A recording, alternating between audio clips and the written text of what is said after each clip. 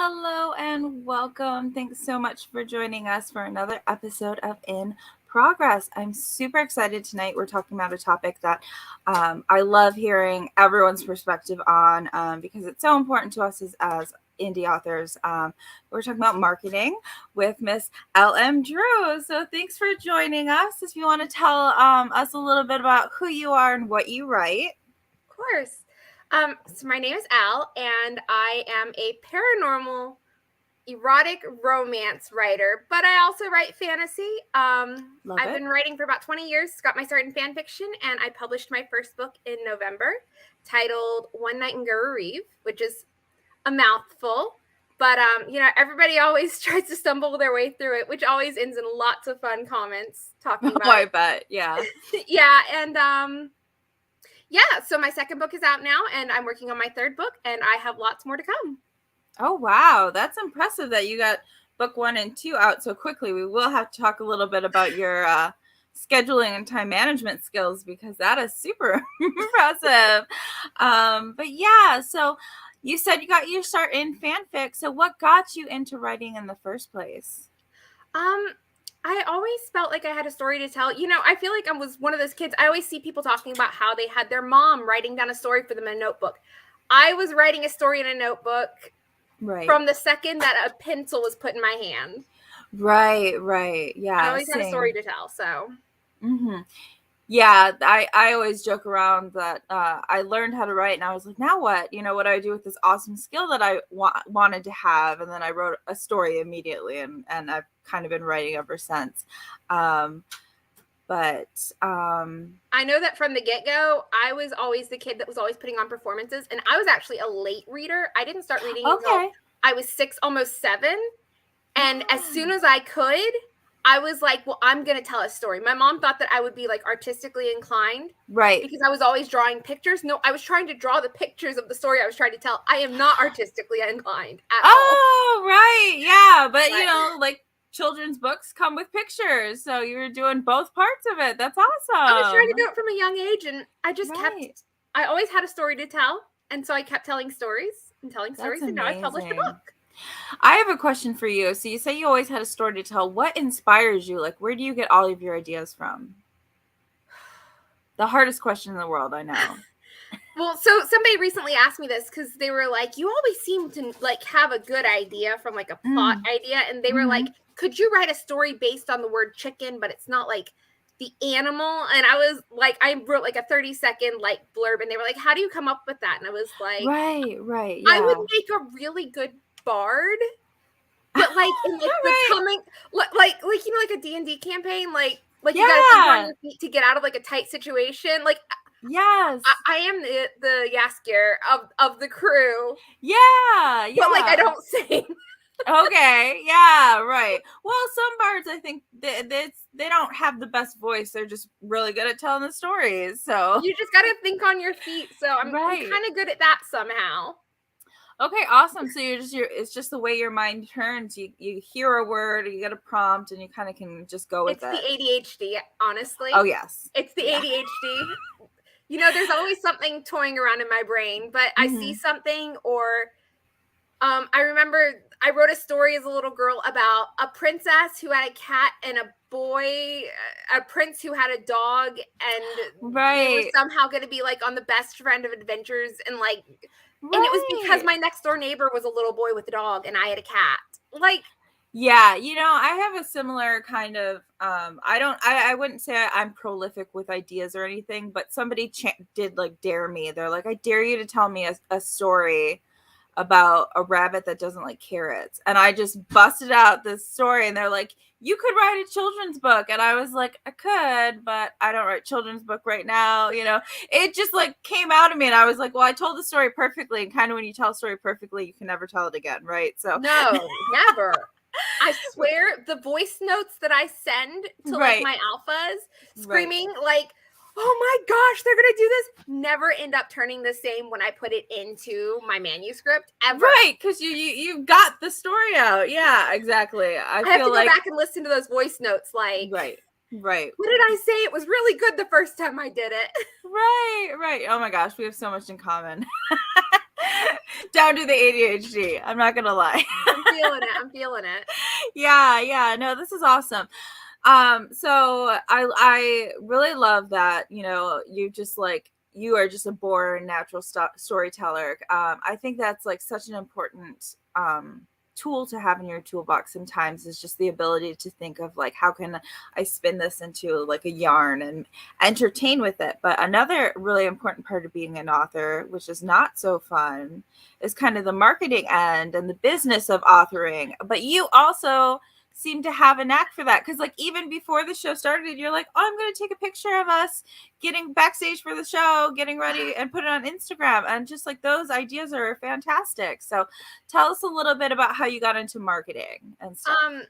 So my dad is a real estate agent, of all things. Okay. Well, he now works as a real estate agent, among other things. But he always told me that, like, you just keep trying things, and a lot of things in life are repetition until eventually, like, something takes off. Right. Like, just because you do something once and it doesn't work out. My husband always loves to say the definition of insanity is trying the same thing over and over again without changing and expecting something different. But my dad said, keep at it. Right. Things like marketing is just keeping doing it over and over again and waiting until it sticks. Gotcha. And that's sort of the approach that I took to marketing, was to just keep a schedule, keep doing it, and learning the algorithm as best you could. And the algorithm seems to say post 3 times a day. So my goal is to post 3 times a day. Okay. And that's like across all social media platforms? Because I feel like certain ones you want to do more, like Twitter, you might want to post like maybe 3 to 5 times, or Twitter. All right. Let's go through all the different platforms. Yeah, sure. So Twitter is 100%, the more you interact, the more you're going to be seen. And it all has to do with how your posts are going to appear. If somebody likes your post, then anyone who's following that person is going to see the post that you have posted that's been liked. So the more you post, the more of an opportunity that your post is going to be seen. Now, of course, there's things like trending tweets or like recommended posts. But for the most part, being seen on Twitter is partially about hashtags and partially about having the tweets you post being seen. So the more you post, the more likely you're going to be seen. Okay. With Instagram, your stories are not going to really be picked up by other people, to my understanding. I am not a small business owner. I'm just an author out here authoring. Right. But like, your stories are going to be seen by the people who follow you. But you're posting, my understanding is that if you post 3 times a day, and there are different times of day where it's better based on like different hashtags, apparently. I don't know. I post morning, noon, and night is my goal. Right. But 3 posts a day with Instagram seems to be kind of about the money. Okay. And it has to do with your hashtags.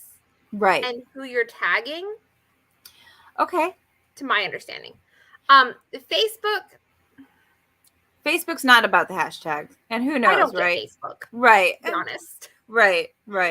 I have a Facebook group and I have a Facebook author page. Yes. I don't understand Facebook. If anyone wants to come and teach me Facebook, please come teach me Facebook. Right. Like with the algorithm. But I'll talk about Facebook groups in a second. TikTok seems to be just throw a dart in the darkness. Right. There you go. Yeah, words. Right. Yeah. TikTok doesn't make sense at all. Right. What picks up and what doesn't pick up. People say 7 seconds. People say 13. TikTok is where you keep doing the same thing over and over again, and eventually something takes off, and that's what's happened for me. Yeah. No, I find TikTok to just be more fun for me to do, which is why I spend more time on that platform than some of the other ones. But any social media is just about engaging with people, being genuine and interacting as much as you can, for sure. That's the big one, is being genuine. I think that a lot of people think that they have to put on a performance. Yeah. That they have to be somebody they're not. But I've only ever presented myself like as who I am, ADHD coffee lover who never stops talking and always has a story idea. And awkwardly fumbles their way into a situation. That's me, and that's how I present myself on TikTok. And people seem to like the authenticity. Yeah, for sure. Word. I that's one thing I hear people talk about is, like as an author, we want to be relatable to our readers and other authors as well. Like, you don't want to come across as, like I know I saw a lot of TikToks about the one author or the one reader criticized people who are adults that read young adult, and it's just like, we should not criticize reading in any way. And it's just like, you're going to get backlash for things like that because we want to be relatable. We want to encourage each other. We want to like build a community on these social media platforms. So there's been a little bit of drama, I feel like, on TikTok because people are getting a little judgmental over there, The simple fact of the matter is that with Instagram and Twitter and even Facebook, it's all dependent on who you're following as to how your feed is going to look. Whereas with TikTok does not differentiate between positive and negative interactions. So let's say that I post a video and you comment and say, I don't like this. That's a negative interaction. However, all of your followers are now going to see that video that you just posted. Gotcha. Now, for the most part, TikTok has generally figured us out as human beings. However, sometimes you might end up on the wrong side of TikTok because somebody is negatively interacting with a post. Yes. And then it gets shared to fellow people. Yeah. Mm-hmm. And that's what happens with TikTok. So it can seem sometimes like there's so much drama, but in reality, what's happening is people are responding to a post negatively, and TikTok just doesn't differentiate. Right. What's going on there. So. Oh, Reels will get more views. That's good to know. Thank you, have Anita. Heard that about Reels. Mm-hmm. And I'm trying to post Reels more often. Right. No one understands Facebook. There's Reels, and then there's also like the GIF or GIF, however you pronounce it. There's those little images. There's square posts that moves on Instagram, and I'm trying to do more of those. Okay, gotcha. But they're kind of hard. Right. I did a really cool. I'm going to talk about this for days. I swear. Oh, sure. I did a really cool shift. Like I did the books or whatever, and I like flipped my books, and like it changed which book I was holding like while I was flipping it. Oh, that cool transition. Yeah, like, yeah. That's what it's called, a transition. And I swear, like I was like, I need to turn this into one of those little like images like of the twists. Right. Mm-hmm. So yeah, for sure. TikTok is interesting. It is, but I find it's a lot of fun, and it's getting attention because like they have the whole like books on, Book Talk. When you go into Barnes and Noble, like what's trending on Book Talk. Oh my goodness. Yeah, authors are also readers. Yeah. I think that throws people a little bit. Mm-hmm. Like they forget that in a lot of other things, like in a lot, I'm trying to think of a good example and now I can't. But like, I mean, the people that work at Joann's at the sewing table are likely also people that craft. And baseball players also enjoy baseball. Like, I don't know why it is about reading that people don't realize that authors read too. Yes, authors for sure. Yeah. We read a lot while we procrastinate. Right. We procrastinate writing by reading. For sure. Well, most people, I have met the occasional author that doesn't want to steal ideas or get influenced so they don't read, which I am just like, that's an interesting take that I don't agree with, but teach their own. I will arguably say that there is a series that I desperately want to read. Mm-hmm. However, I have a plot idea that sounds not similar, but close enough that I'm like, you're postponing reading the people who have recommended this to me to the point that I know I'm going to enjoy this. I know I'm going to love it. I know it's quote worthy. I'm going to set these aside and wait until after I've finished writing, and then I will read. Yeah. And I can understand that, but just to never read because you could possibly be influenced. I'm just like, really? Like you're depriving yourself of so much joy, There's no original ideas either. No, there isn't. You just are unaware that you're writing what other people have written at this point, I guess ignorance is bliss, Yeah, oh my gosh. See all the new books. Yes. On the one hand, yes, but on the other hand, I get my hands on advanced copies of books now because I've made friends with so many authors, and they'll be like, I'm pretty sure this is ready to send to ARC readers, but I'm not sure. And I'll be like, well, I mean, if just just I could help out with that. Yeah. I had somebody recently that was worried about their formatting, and I was like, oh, well, you can send that to my Kindle. I'll check it out and make sure the formatting. 20 minutes later, she's like, is the formatting good? And I was like, shh, I'm on chapter 3. Right. Leave me alone. I'll tell you tomorrow. Yeah, I'll tell you tomorrow how it looks. Yeah. That's amazing. And then that's a great part of, the writing community being a community. That's what I really love about it. That's great marketing too. Pulling that back into marketing for a minute. By making other author friends, here's the thing is we're not going to talk about how long my TBR is. I feel personally called out there. My TBR is absurd. And I only put on one single book per author, like whichever book is recommended to me to start first. Right. And then I will read an author's entire backlist. Right. Before I move on to the next one. We're not going to talk about how long my TBR is. Right. Right. The thing is that readers are never going to get tired of books. Readers will always want more than a single author can give them. So when somebody finishes my book and they say, hey, what can I read next? And right. Well, what about my book hit with you? Like, what do you want to see more of? By making these author connections and author friends, like, my next book isn't coming out in March, but I have people who are just now finishing up reading my second one. And I can then turn around in my newsletter and say, hey, these are the releases for March. These are the books that are coming out that I am excited to read. And then the thing is that I don't do that for the return. I do that because they're books that I am excited about.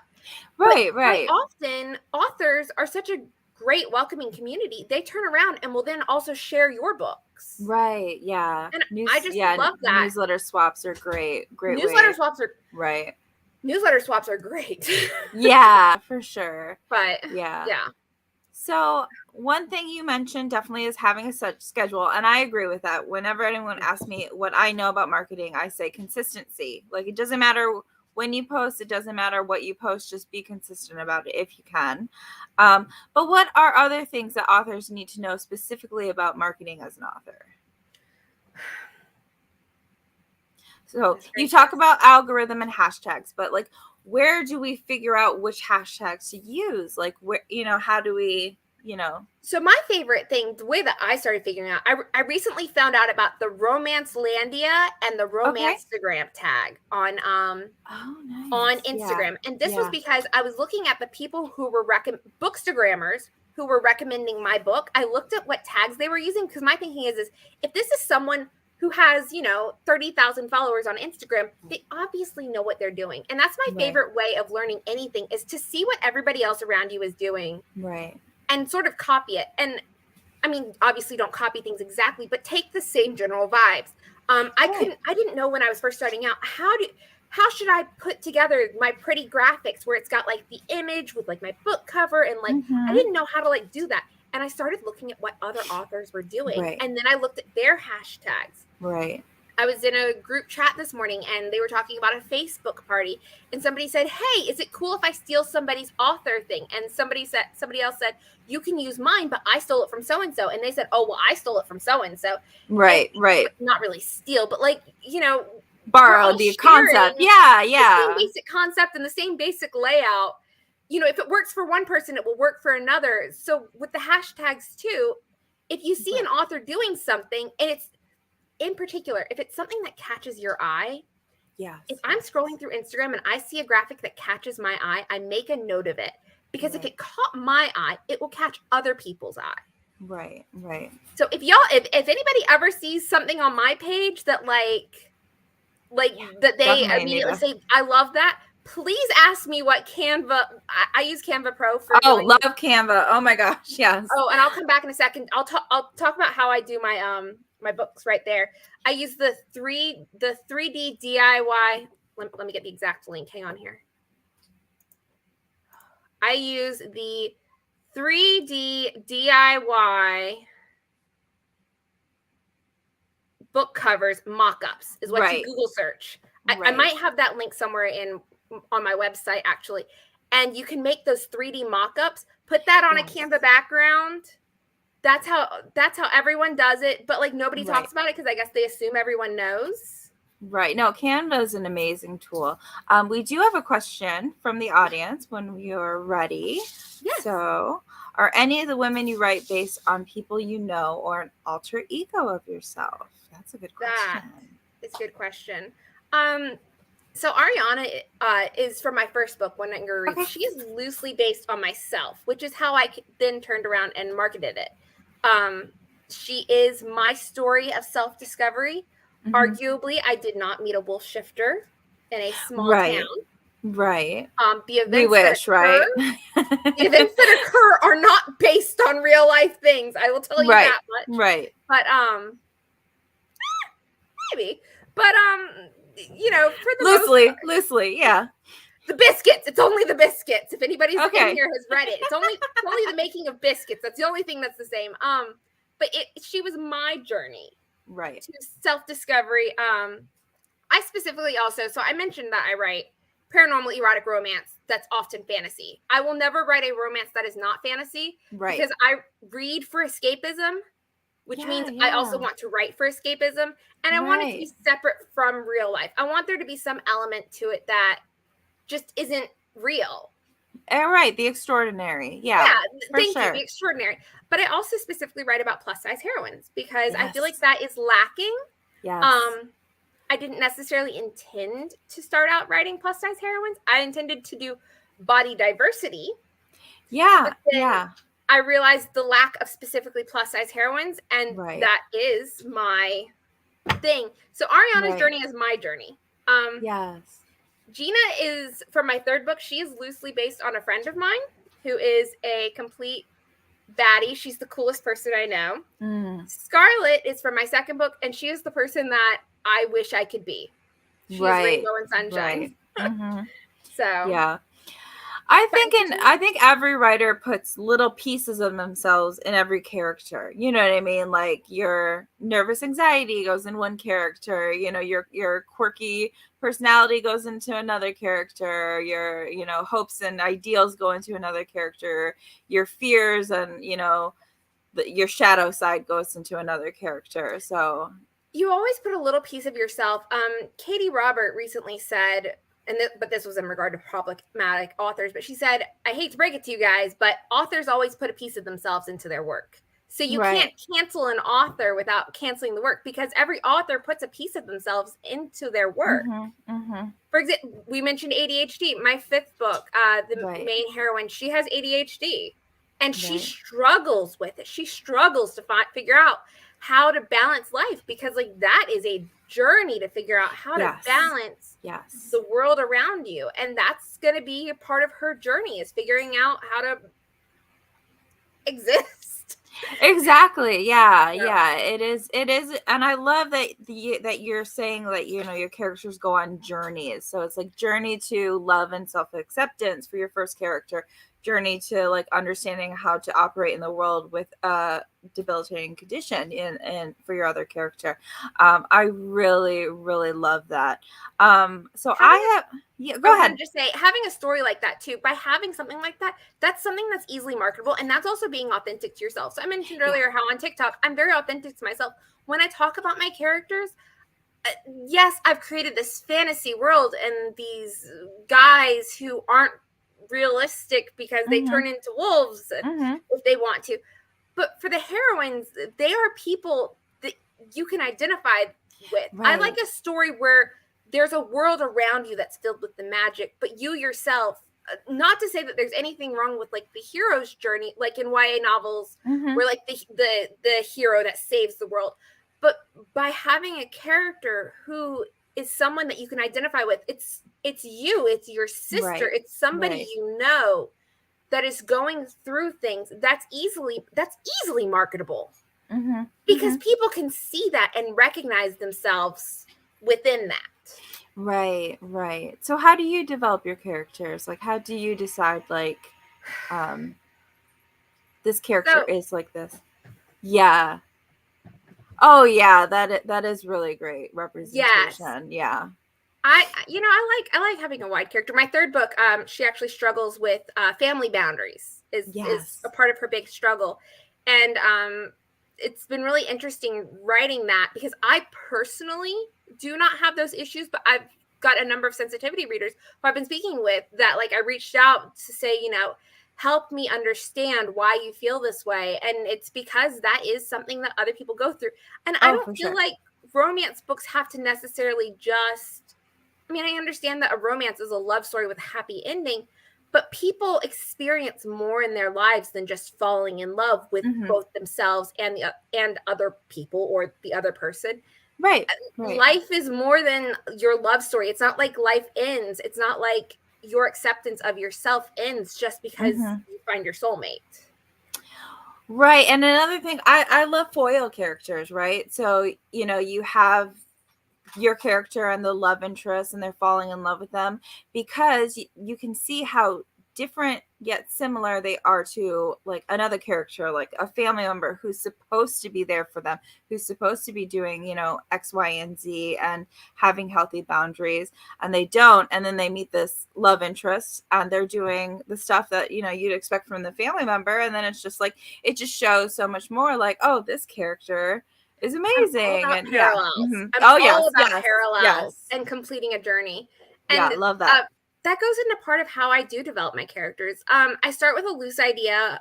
I start with, so I like a storyline and I like a plot where, for romance, where the external plot, if the story was being told by somebody else, like from another point of view, even if it's just a short story, there would still be a story there. Right. So, for example, in my first book, her story is about, she ends up in this small town and she meets this guy and then she falls in love and she comes back. But from another person's point of view, it's the storyline about the first stranger that enters the town. Gotcha. And they've crossed this magical line and things are starting to change and it doesn't make sense. I love a story that has an outside perspective because it shows that there's more to life than just love. Right. But from within their point of view, like from within the romance's point of view, they only see their romance, Right. But there's always so much more, when you're building a more complex world around the love story. When you fall in love, you as a person, it's that whole idea of like you as a person change when you fall in love, whether you mean to or not. By being with someone else, you change naturally. So why wouldn't our characters change? Yeah, for sure. When I develop a character, though, just to go back to your earlier question, I generally start with that loose idea of like what would be like what is their journey? What point in their life are they at? And I specifically actually write women who are between 28 and I believe my oldest is 34. Okay. So I write women who are, I'm 35, slightly younger than me. I don't know why I wrote I wanted to have something specifically that was post-college and post graduate school and post those first few years of being out in the job environment. I wanted women who are hitting their 30s and are very settled. But I tried to figure out where in their life journey were they at? What was their current struggle? And from there, maybe too settled. I tried to add a piece of myself. So in our first book, she struggles with reconciling the fact that people walk all over her and treat her differently because of her size. In my second book, she feels very settled in her life, but she's trying to find a sense of permanency. In my third book, she's struggling with boundaries. In my fourth book, she's out of school and she has no direction in life because she's struggling with her ADHD, or excuse me, that's the fifth book, struggling with her ADHD. In the fourth book, she feels like she's just trapped in a moment and isn't progressing. I try to figure out what sort of piece of myself, what sort of thing have I struggled with to then give to a character. And then from there, I start to slowly develop it. What else struggles? And then the guy's character, this is terrible, but the male character is always sort of developed around what is the opposite to what does the heroine need? What balances the heroine out? Exactly. Yeah. So I specifically develop, I know that some people develop their male characters first and then try to figure out, for romance, or they try to create two characters balancing. No, I develop my female character first. Right. And then the dynamic. Yeah. I figure out what is she doing before she enters this town? What path was she on that she then veers off course because of this town, And then I created the male character around that. That's fascinating. Yeah. But I think that would be like very effective ways to get the dynamic and the duality that you need to balance between the two characters. Instead of trying to do a little bit of her, a little bit of him at the same time. For Well, and sure. Yeah. specifically, I'm writing from so The I woman's have point of written view. in both points of view, but in this series, I'm specifically only writing from her point of view as she's Interesting. experiencing Okay. it. Yeah. I like both, and I have nothing against, but I specifically wanted this to feel like a journey. I wanted for readers to identify. I didn't want for them to identify with the wolf shifter. I specifically wanted readers, and of course, I'm sure somebody might. Oh, but yeah. I wanted them to identify with the female character and the journey that she's going through. That's not to say that the male character doesn't also go through a journey. Of course, yeah. But you're seeing it through her eyes. Right. We are so far off of marketing. Oh no, you are fine.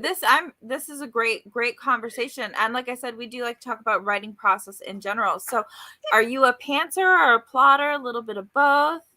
I can't. I plot enough that I can pants. Same. That's a perfect way of putting it. Yeah. I actually have a link on my website with some of my plotting sheets.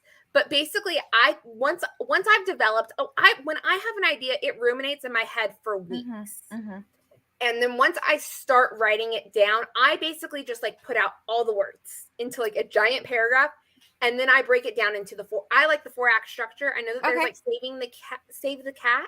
Save the cat. Yeah. There's also romancing the beats. Yeah. And I like a 4-act structure. I don't know. I like things being divided by 25. Gotcha. Like I like it right. So I break my plot down into the 4-act structure, and then from there I break each of those acts into 4 to 5 points on like a path, and then from there I break it down a little bit more just to get to the point that I have a chapter outline. Right. My goal is about 3K words over 30 chapters, which gets me at 90,000 words. Once I've got those bullet points down, I write. I have plotted enough that then what happens. Typically speaking, after I finish an act, I then have to stop, look at where I was planning to go, rewrite it. I have to adjust it. Yep. Adjust as needed.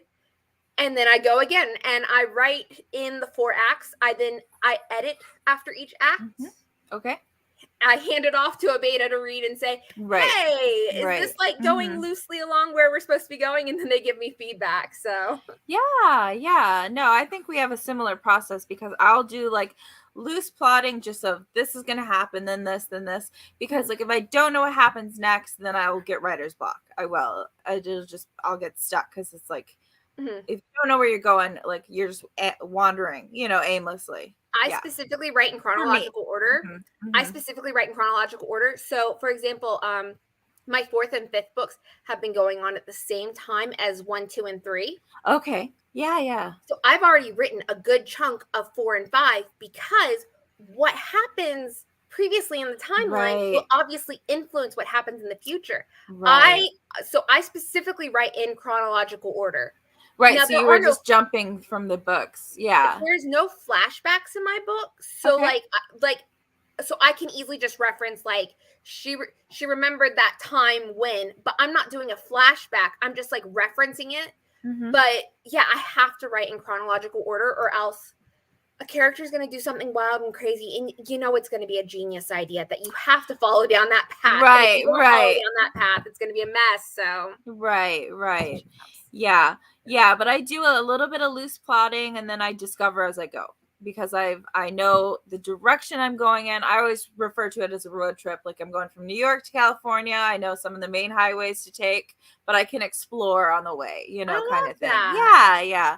I love how you put it, like plotting enough so that I can pants. Like that's just a great way of putting it. Well, and I take a lot of notes while I go. I like to keep a character like spreadsheet beside me. Yeah. Like a blank spreadsheet. That way I can fill it in. Like I don't set out knowing what their eye color or hair color is. Right. It's not until I get to a moment where he says, wow, I remember I was writing the first book, and he gets to a certain point, and he's kind of like mystified because she doesn't know from her point of view, but he's like amazed that he found his soulmate. And he's like, your eyes are I think I put like seafoam green or something like that. I don't Right. remember I don't remember exactly what it was. It's written in my character sheet stuff, but it wasn't until I got to that moment and it just clicked, and then I was like, okay, her eyes are green. Right. She's got save it for green later. eyes. Yeah, I'll probably never mention it again because it doesn't really matter, but it's there. Right. I always keep like I call them series compendiums. So like with book all Bibles. the information. Yeah. People call them book Bibles. Yeah. I just found that out this week. Yeah, for sure. Yeah. That makes sense. I'm slightly pedantic, so I call them series compendiums because I like to use the fancy word. So I called them my sheets. They're literally my book one sheet. My book two sheet. They're my sheets. Yeah. And somebody was like, "You mean a book Bible?" And I was like, "Oh, okay, my bad." Yeah, you didn't even realize you were doing something. And I love having my sheets up. They're so helpful. Especially when you get to book like 3 and you're like, "What? When did this happen exactly in book 1?" Yeah, you need that timeline. I was just doing a plotting thing in live the other day, and somebody was like, "How do you have all this memorized?" When I'm in editing mode, those same sheets where I originally plotted, I go back and I actually put in what I would call it a rap sheet, but no, I have a Google Sheets. Right. And so I fill in what happened in each chapter, and I have a Google Calendar where I fill it in a Google Calendar. So my series is set in 2018 because I wanted to not have to deal with the pandemic and everything. Right. So I set it in 2018, and I quite literally have a Google Calendar where it's timeline of events. It's a full timeline of events, so I can go back and look and see what happened when, and it's like got a chapter, and then each book has a different color. Oh, nice. That way I can go through and see all the different, because it's like chapter 1 they meet. Right. So each book has a different color, and then I can go through that Google Calendar and I can see all the different timeline events and how things line up. Like I said, because some of the books overlap, I can see what's happening when. So Ariana's arrival in Garoureve triggers other things that then triggers the letter that Scarlett receives it on page 1. So no spoilers here. But Ariana's arrival triggers the letter that's sent to Scarlett in the second book that happened on the same day, and I can see it in the Google Calendar. Yeah, that's nice. Set it up like that. Yeah. And for all the pantsers in here that are screaming right now, you can do this as you're editing and so you don't have to plan ahead. Like this is stuff that you can be like, okay, now that the book is written, my first draft's done. Like now I can keep a record and keep track of stuff as I'm going through editing and doing other stuff to kind of form an outline so that you can use that information later when you're writing other books in the series. Like I have it like loosely, like I have it like penciled in when I'm writing it. Right. Like ahead of time. But no, I solidify it. And then like once the book is published, like it's not like I'm going to change it afterwards. I print it out. So it's on my desk. But I also have a nice big, Google Chrome folder filled with book 1 sheets, book 2 sheets, book 3 sheets. Right. So I can go back and easily reference all these things, and they're all right there. So I have a question for you. Are you this like organized and kind of using physical tools for marketing as well? Yes. Okay. I'd love to hear your ideas for that. Yeah. I'm trying to get better about this. So I saw somebody recently say that like their favorite thing about doing for marketing is to make a whole bunch of graphics when things pop up into their head. So with Canva Pro specifically, and I like having Canva Pro because I like having it's worth the money for sure. It's worth the money. It's definitely worth the money. It hurt a little bit to pay the first annual pay before I was receiving royalty checks. It hurt a little bit. Right. But, I try to schedule that way, but you can also with Facebook Business, you can schedule your posts, and you can schedule posts for Facebook and Instagram in your Facebook business suite, which is quite nice. You can't schedule for Twitter there, but you can schedule on Twitter, like in the mobile, or not in mobile, on the browser version of Twitter. You can schedule posts. So I try to schedule that way. You can't schedule with TikTok yet. Right, because that's still newer. Yeah. So I try to have a schedule. So I bullet journal. You can see. Okay, wonderful. Yeah, I try to figure out exactly how often. Oh, here we go. Yeah. You guys can see my little. Right. I try to write down. So you can see I was planning to post 2 Instagram posts today. Now I do have a separate journal where I actually, it's more like a scratch pad than a journal where like at the start of the week, I come up with ideas. So for example, I try to do once a week, I try to talk about what I'm reading. I try to once a week post a quote from a book that's already published. I try to once a week post a quote from something that is a current work in progress. I try to once a week post, twice a week post about other books that are coming out. Okay, awesome. Yeah. Now, when I go into my writing cave, I'm really bad about this. I will go to 2 to 3. I will unfortunately go 2 to 3 days without posting on Facebook. So I'm trying to get better at it. Right, because that's just like the perfect time to like fall off the algorithm. But that's the point of this, is by writing it down. I'm becoming one of the ADHD people. Oh, TweetDeck. Yeah, okay. I've never heard of that. Yeah, so I do Twitter scheduling itself. I tend to go on Twitter in the morning to post my Wordle. I like to start my morning while I'm sipping my coffee and do Wordle. Yeah. I do Wordle in the morning. Yeah. Wordle, Octordle, and Setacordle, I think, is the newest one. Okay. I like to do that while I'm drinking my coffee. My cousin does Hurdle. It's about songs. I can't do that. Okay. I can't do audiobooks either, and I wish that I could because I'm a busy mom.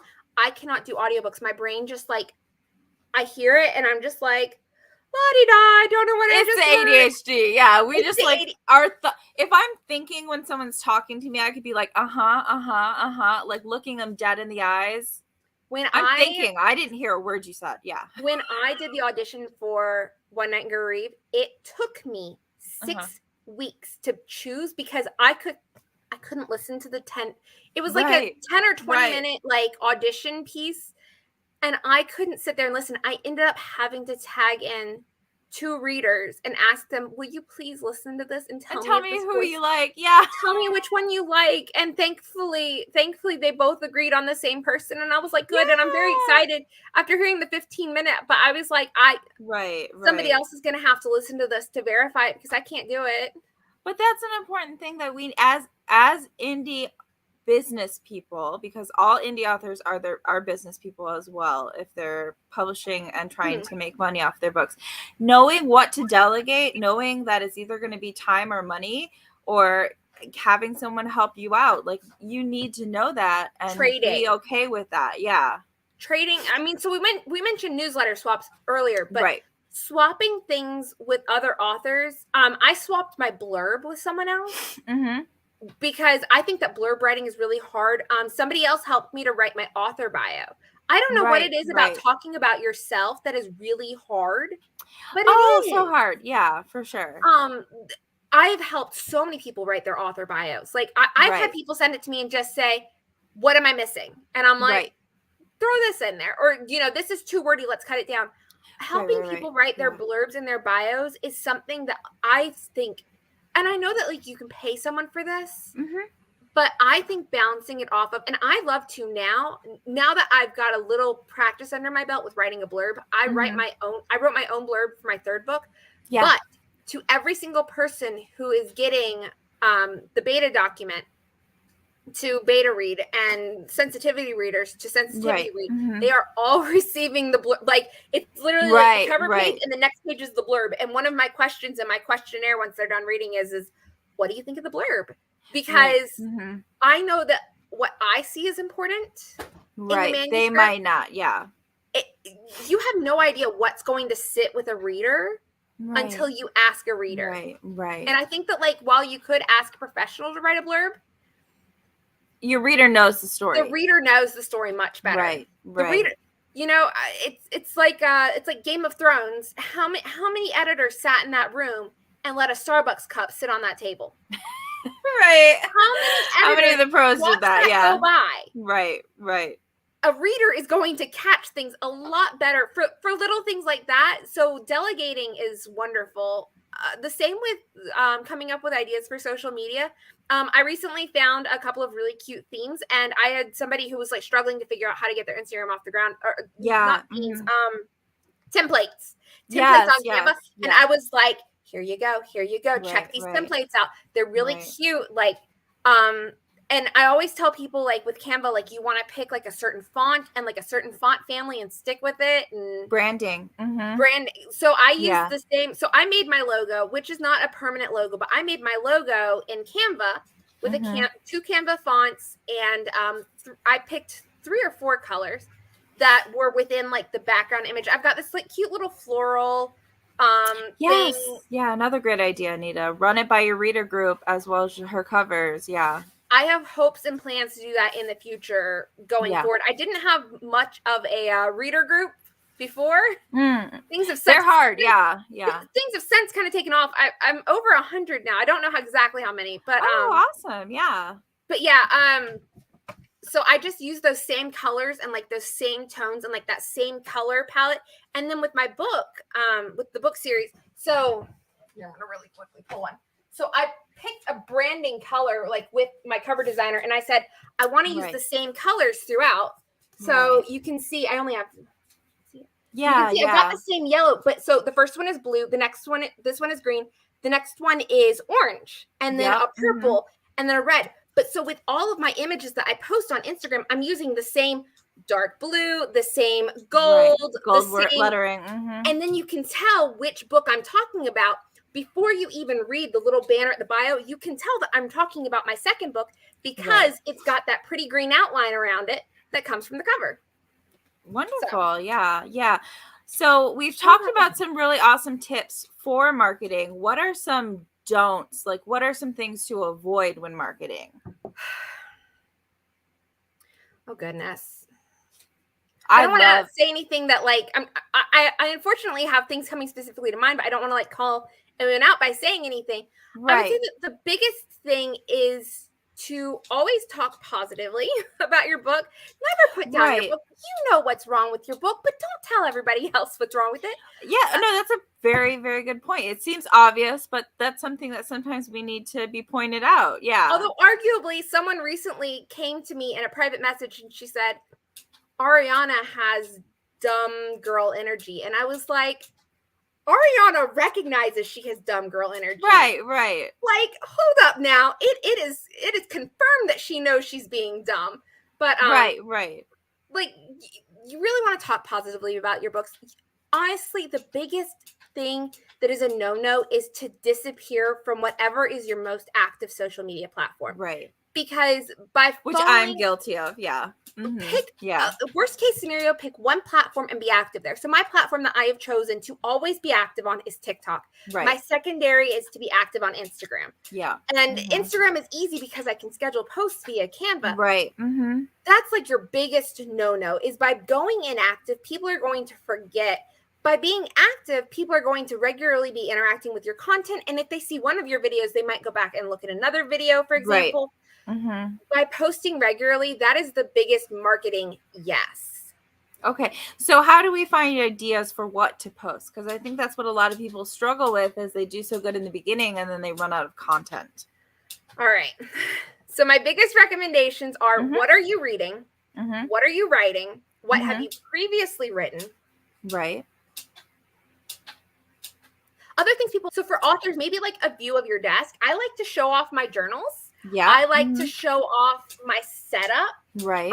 People always want to see like your cute little flubs. So like a typo that's really funny. Oh, so, yeah, for sure. Yeah. I've done a few. I'm thinking specifically, oh my goodness, I cannot remember her name. I think her name is Megan. She put bowel instead of bowl, a bowl of soup. And she talked about that for days. And I saw her blow up over that. People love when you talk about like things that you flub up about. One of my personal favorites is I do pin videos where I show off my pins on social media. I'll post the pictures of like a pin test on Instagram and then post a video on TikTok where I'm showing off my pin in front of naughty things in my manuscript. Okay, gotcha. A romantic scene, but like people will see the pins on Instagram and go, oh, she posted another video. Yeah. Because I do it, somewhat regularly. You're gonna find people always love animal posts. No one will ever say no to a cute dog picture.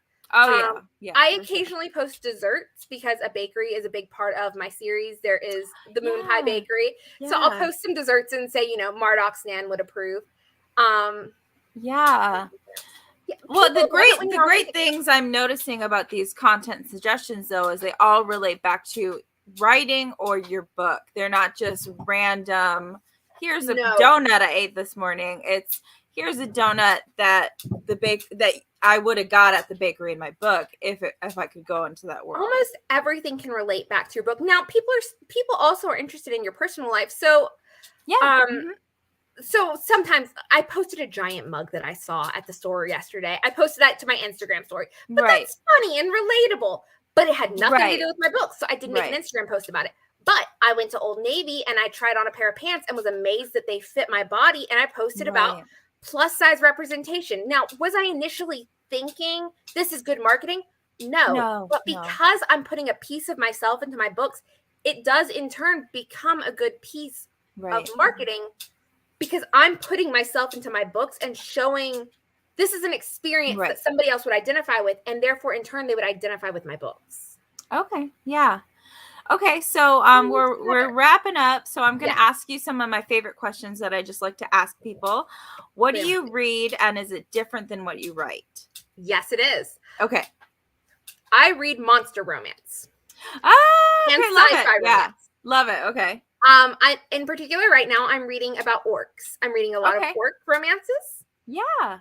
I don't know what it is. I love to read things that I would never personally write, not because of a lack of interest, just because I don't think that they're necessarily something that, like, with what genre expectations there are, I don't think that I would do well at them just because of, like, my style. You enjoy them, but that doesn't mean it's something you could emulate. I love sci-fi romances, but like people come up with these creative languages for like alien language, and I'm just like, how did you come up with that? I could never. Right. But it's the little details. Right. Yeah. Or like they talk about like how a ship works. No, I could never do that. I love reading them. I will never be able to write one ever. All right. What is one thing you would tell a new author or a new writer? You can put in time or money. Okay. You're going to have to probably put in both. Right. But anything that you look at and you think, I don't have the funds for that, you can put the time in for. You can learn how to do it yourself. And there are resources out there. There are right. I always have recommendations. For alien romances.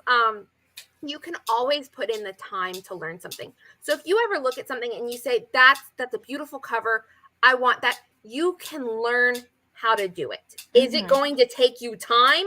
My God, is it going to take you time? Or it'll take you money. Yeah. Or time or money. Yep, exactly. It'll take one or the other, but there's nothing that you can't do. I think that everyone has a story in them. Everyone has a story. And you said natural storyteller, but I think that anyone can sit there and read through a line multiple times and say it out loud. Anyone can tell a story. Yes, everyone has a story in them. It's just going to take time. Right. Who is your favorite author or book and why? All right. These are the hard hitters. Okay. You know. Okay. So we're going to really quickly, who I'm currently reading. I'm currently reading Finley Finn. I absolutely love her series. I currently love everything Lillian Lark has ever done in her entire life. Okay. I love Liv Lane. But my favorite book series is The Wheel of Time by Robert Jordan and finished up by Brandon Sanderson. Yes. I knew it was going to be something completely left field. That is where I got my start. I ended up on the Dragonmount forums. Anyone that was like way back in the time, the Dragonmount forums were started in the late 90s. I ended up on the Dragonmount forums in 2001, and that is where I got my love of writing, and it's where I got my love of role play and fan fiction. And I wrote these giant things about being an Aes Sedai. I was determined back then that I would be a green Aes Sedai. I now know that I would be a yellow, but I would be the worst yellow imaginable. I cannot grow anything to save my life, but I do make a mean cup of tea, so I would be accepted in. Gotcha. Yeah. I loved that series so much. I don't recommend Wattpad. I don't love Wattpad. Wattpad makes money off of what you're writing without you necessarily making money, and I don't think that's very fair. No, and they also if you have something plagiarized, they don't necessarily help you out in any way either. You can post fan fiction on Wattpad, and I cannot tell you how many people have had their fan fiction plagiarized and then put up for money, which is illegal. Right. And it's just horrifying. I don't recommend Wattpad in the slightest. Oh, yeah, we're on the same page. No, we're totally on the same page. There are other sites that I think are more ethical in the way they help out other authors, you know. Yes. And then last question before we ask where we can stalk you. What writing advice do you hate and why? This is exceptionally controversial. Oh, I love it. Give it to me. Okay. I hate when people say, don't force yourself to write. I hate when people say, it's okay if you don't want to write this week. No, you're only going to get better if you practice. I have written every single day for over 2.5 years. Even when I was huge and in labor, I typed out 400 words on my phone because I always, but I add this with a caveat in that I always have some part of a story to tell, and I always have to let a little bit of it out. And I feel like if I'm not at least plotting or something, putting words onto the page, I feel like the story is choking me. I need to at least write that funny one-liner that just came to mind, or like that idea of like a scene. And writing isn't necessarily actually adding words to your long manuscript. Sometimes writing is just thinking plotting. About right. Sometimes it's writing down the descriptions of the town. Writing is so much more than just putting words onto your manuscript. But don't set it aside for a month. That's how you forget your project. That's how you forget where you were going. Force yourself to write. And even if it's terrible, even if you completely rewrite it, at least you practiced. Okay, gotcha. I'm very controversial on that one. I know it is. Oh, well, I used to give that advice, but now I give it with the caveat because there are people with chronic conditions. That's different. Which is, different. Right. That's why I give it with the caveat, that, some people, unfortunately, that's not always going to be an option. But like you said, we can think about our stories. We can, we can work on our stories in other ways and kind of keep the momentum going. Luckily for me, I suffer from a number of chronic illnesses, which is also a part of my book. Thankfully, none of my illnesses are so debilitating that I cannot put. I have suffered 2 migraines in my life, and God, I feel for any and every author out there that suffers through one. Yeah. Because there is no writing on those days. I could not imagine. So yes, do not force yourself to write if you are having a bad day. But like if you just don't want to. Unmotivated versus like cannot. Yes. Yes. Come on, do something. Understand. Yeah. No, I completely see where you're coming from this. So now is the time to ask, where can we stalk you online? Where can we find you? Is there anything exciting you got coming up? When's book 3 coming out? Yes. So you can find me most everywhere. Elle M Drew writes. Basically everywhere. My website is lmdrew.com.